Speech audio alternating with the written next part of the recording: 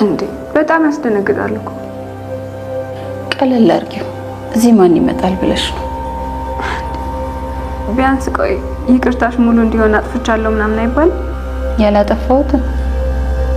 ቆይ ታዲያ ካላጠፋሽ ለምን ይቅርታ ትጠይቂኛለሽ? ትሁት ከኔ ጋር ሌላ ችግር አለ እንዴ? የምሬን ነው፣ ከልቤ ነው ይቅርታ የምጠይቅሽ። ትሁት ያ ወርቅ ትልቅ ንብረቴ ነው፣ ያስፈልገኝ ነበር። እሱም ከሆነ ገዜ የማያገኝበት ቦታ ስላስቀመጥኩት እንደምንም ብለን ወይ ደግሞ ናቲም ቢሆን ሄዶ እንደምንም እንፈልገዋለን። ቤት ውስጥ መፈለጉ ይቀራል? እመኚኝ አለሜ፣ አያገኘውም።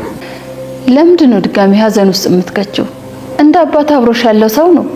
አባዬ ምን አድርጊ? ያለቀን የሞተን ጉዳይ እያነሳሽ ነው። እኔ እኮ ልቡ እንዲያርፍና እንዲረጋጋ ነው ይሄንን ያደረኩት። እኔ ግን መጥፎነት አልታየኝም። ቀላል መጥፎ ነው የሞተ ትዝታው እንዳግም መቀስቀስ። አሁንም አረሳሃትም? አረሳኋትም፣ ልረሳትም አልችልም። መታደል ነው። ቀናሽ እንዴ? ያለፍሽበት መጥፎ መንገድ ሁሉ ይገባኛል። ሰው እንድትጠራጠር ያድርጎሻል። ሰው እንድጠራጠር ያደረገኝ መርማሪ የተባለው ሰውዬ የሰጠውትን ማስረጃ በጉቦ ተታሎ መልሶ ለሱ ሲሰጠው ነው። እንደሱ አይነት ከስነ ምግባር ውጪ የሆኑ የህግ አካላት እንዳሉ እናውቃለን። ግን ደግሞ ሁሉም አንድ ላይ መጨፍለቅ የለባቸውም። ምን ላርግ ብለህ ነው? በተደጋጋሚ ተከድቼ ነው። ይገባኛል፣ ግን እመኚኝ፣ ፍትህ ሳታገኝ ነገሩ አያበቃም። አሁን ግን አይገባኝን ነገር ልንገርህ። ንብረቴን በሙሉ ከኔ በኋላ ላስቀመጣት ሴት ሰጥቷታል። አትስጊ። በህጉ መሰረት ያንቺ የሆነ ንብረት ሁሉ ያንቺ ነው። ከሷም ላይ ሆነ ከሱ ላይ ድርሻሽን ትቀበያለሽ። እውነትህን ነው? አዎ፣ ብቻ ነገሮችን ሁሉ በጥንቃቄ አድርጊ። ቆይ ህግ ባለበት ሀገር እንዴት የሁሉ ነገር ይከናወናል? እኔም የህግ ያለህ እያልኩ ስጮህ ነበር፣ ግን የሚሰማኛል። አለሜና ትሁት እንግዲህ እስካሁን ድረስ በምንም ነገር ሊግባቡ አልቻሉ ማለት ነው። አለሜ እንግዲህ ትሁት የምታደርገው ነገር በጠቅላላ እያበሳጫት ነው ያለው ማለት ነው።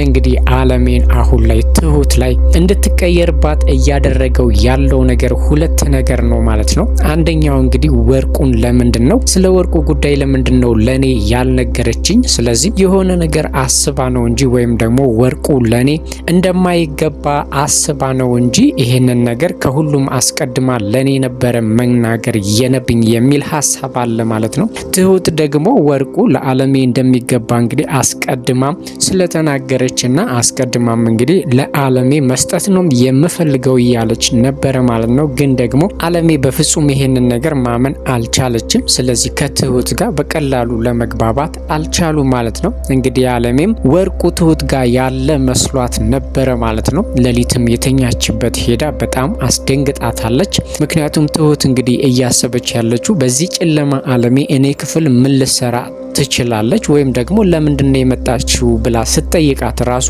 በቂ መልስ አልነበራትም ማለት ነው። ምናልባትም እንግዲህ አለሜ በልቧ ሌላ ነገር አስባ ሊሆን እንደሚችል ትሁት ጠርጥራ ነበረ። ግን ደግሞ አለሜ እኔው ስለ ወርቁ ጉዳይ ላናግራት ነው ብላ ነበረ ማለት ነው።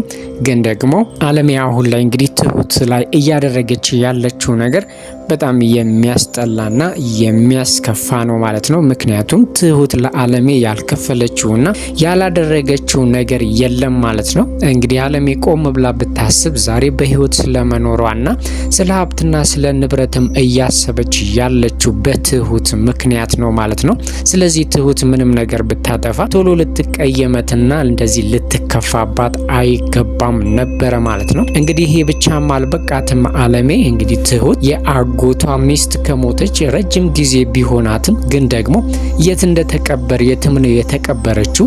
ያንን ነገር ደግሞ ከአይምሮ ማውጣትና ህሊናው አረፍ እንዲል የትሁት አጎት ስለፈለገ የተቀበረችበትን ቦታ ፈልገው አስክሬኗን ማስወጥተው ወደሱ ወዳለበት አካባቢ አምጥተው ለመቅበር አስበው ነበር ማለት ነው። እንግዲህ ከዚህ በፊት ይሄንን ነገር እንግዲህ ትሁት ለአጎቷ ማድረግ ትፈልጋለች።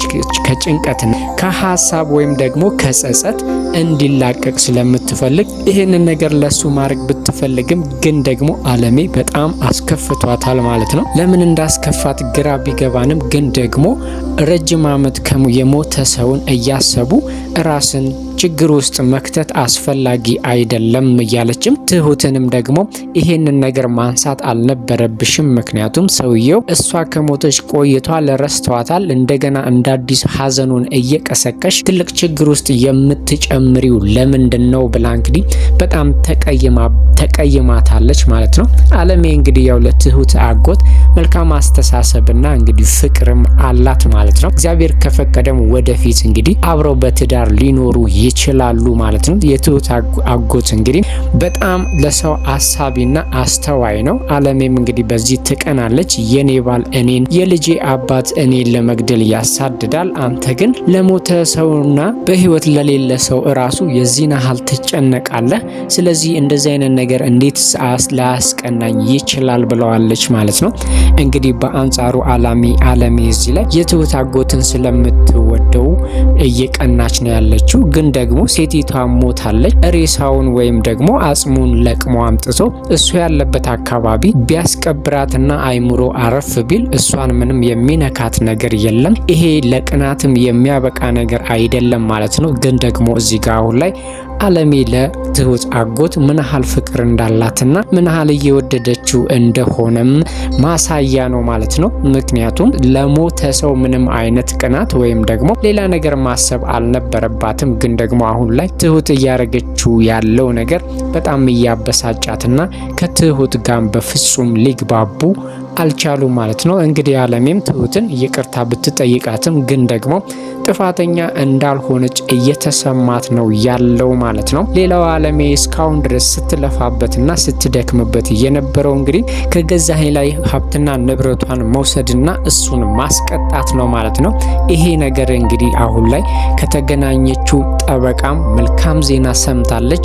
የፈለገ ነገር ይሁን እሱ ሀብትና ንብረትሽን ለፈለገው ሰው አስተላልፎ ይስጥ እንጂ ያንቺ የሆነውን ነገር ማንም አይነካብሽም፣ መቀበል ትችያለሽ ብሏታል ማለት ነው። እንግዲህ ይሄ ነገር ለአለሜ ትልቅ ደስታና ትልቅ ዜና ሆኖላታል ማለት ነው። እንግዲህ ቤቲ በአለሜ ላይ በጣም ስታፌዝባትና እሷ የምትፈልገውን ወይም ደግሞ ወንድሟን አምጥታ ካላስቀጣች በስተቀር ሀብትና ንብረቷ በፍጹም እንደማይሰጣትና እንደማይመለስላት እያወራች ነበረ። ጠበቃው ግን በህጉ መሰረት ያንቺ ሀብትና ንብረት አንዳችም ነገር ሳትቀር ወደ አንቺ ይመለሳል ብሏታል ማለት ነው። እንግዲህ አለሜ ብሩን ብቻ ሳይሆን የምትፈልገው ገዛኸኝም ላደረገውና ለሰራው ወንጀል በህግ አግባብ መቀጣት እንዳለበት ትረዳለች ማለት ነው። እንግዲህ ጠበቃውንም በተደጋጋሚ እኔ ብዙ ሰው አምኛለሁኝ፣ ብዙ ሰው አምኜ ተከድቻለሁኝ። ስለዚህ አንተንም ማመን ቢከብደኝም ግን ደግሞ አማራጭ የለኝም አንተን ከማመን ብለዋለች ማለት ነው። እሱም እንግዲህ እኔ እንደሌላ ሰው አይደለሁኝም፣ በትክክል ሀብትሽንም ወይም ደግሞ ሰውየውም ለሰራው ነገር ቅጣቱን ያገኛል ብሎ ደስታ በደስታ አድርጓታል ማለት ነው። ሌላው የትሁትና የናቲ ጉዳይ ነው ማለት ነው። እንግዲህ ትሁትና ናቲ እስካሁን ድረስ ለመጋባት እያሰቡ ነው ያሉት። ትሁት ግን ምንም እየተደሰተችና አሁን ላይ እንግዲህ ነገሮች ምንም እያማሯት አይደለም ማለት ነው። ትሁት ይቅር ያላትም ነገር አለ። ምክንያቱም አለሜ እንግዲህ ከቤቲ ላይ ብሯንና ወይም ሀብቷና ንብረቷን እንደምትወስድ ስትሰማ ትንሽ ከፍቷታል። ምክንያቱም ትሁት እያለች ያለችው ቤቲ ተበዳይ ነች። የምታሳክማትና ልታሳክማት የምትፈልጋት እህት አለቻት።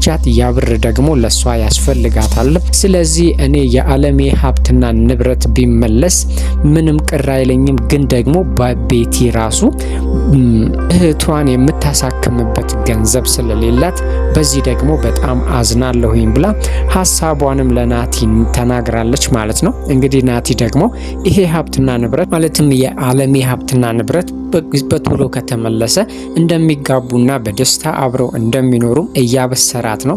ትሁት ግን ምንም የተዋጠላት ነገር የለም ማለት ነው። በዛ ላይ ደግሞ ሌላ ቤት ገብታ መስራት ትፈልጋለች። ይህንን ነገር እስካሁን ድረስ ናቲ አላወቀም ማለት ነው። እንግዲህ የሌላ ቤት የመስራት እዛው ለምን አትሰሪም? የወጣሽው እኮ ልንጋባና አብረን ልንሆን ነው የሚል ሀሳብ ማቅረቡ የማይቀር ነው ማለት ነው። ግን እስካሁን ድረስ ትሁት ያላትን ወይም ደግሞ ሌላ ሰው ቤት የመግባት ሀሳቧን ለናቲ እስካሁን ድረስ አልነገረችውም። ናቲ ግን በተቻለው መጠን ሁለቱ አብረው እንዲሆኑ እየለፋ ነው ያለው ማለት ነው። አለሜም እንግዲህ ከብዙ ድካምና ከብዙ ፍለጋ በኋላ ትሁት ያስቀመጠችውን ወርቅ አግኝተዋል ማለት ነው። እቤት ማለትም ገዛኸኝ ቤት ድረስ ሄደው በድፍረት ቤቱን ፈትሸው ወርቁን አግኝተውታል ማለት ነው። ግን ደግሞ ወርቁ በተገኘበት ሰዓት በር ተንኳኩቷል። ስለዚህ አሁን ላይ እንግዲህ ገዛኸኝ ከሆነ በሩን ያንኳኳው እንግዲህ ትልቅ ችግር ሊፈጠር ይችላል ማለት ነው። ምክንያቱም እዛ ቤት ውስጥ እሱ በሌለበት ቤት ውስጥ ነው እነሱ ቤት ውስጥ የተገኙት። ምናልባትም ሊዘርፉኝ ነው ወይም ደግሞ ሌላ ችግር ሊፈጥሩ ነው ብሎ አለሜና ናቲ አሁን ላይ ትልቅ ችግር ውስጥ ሊገቡ ይችላሉ ማለት ነው። ምክንያቱም ገዛኸኝ በሌለበት ነው እዛ ቤት ውስጥ የተገኙት።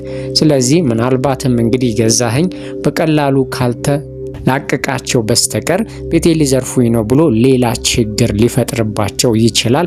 ግን ደግሞ አለሜ የምትፈልገውንና የኔ ነው ያለችውን ወርቅ በቀላሉም ባይሆን በፍለጋ አግኝተውታል ማለት ነው። እንግዲህ ይሄ ወርቅ ለአለሜ አስፈላጊ የሆነው አሁን ላይ እንግዲህ ለጠበቃና ለአንዳንድ ነገሮች የምትከፍለው ነገር ስለሌላት ያ ነገር እንግዲህ ለዛ ወጪ እንዲሆን ነው አንገብጋቢ ጉዳይና ወይም ደግሞ ወርቁ በእጇ እንዲገባ ያደረገችው ማለት ነው። ወርቁ በእጃቸው ገብቷል። እንግዲህ ያንን ወርቅ ከዛ ቤት ይዘው ይውጡ አይውጡ ምንም የሚታወቅ እዛ ቤት ውስጥ እንዳሉ ነው እንግዲህ በር የተንኳኳባቸው። ምናልባትም አለሜና እንግዲህ ናቲ በሌብነት ሊጠረጠሩ ወይም ደግሞ ገዛኸኝ ሌላ ችግር ሊፈጥርባቸው ይችላል።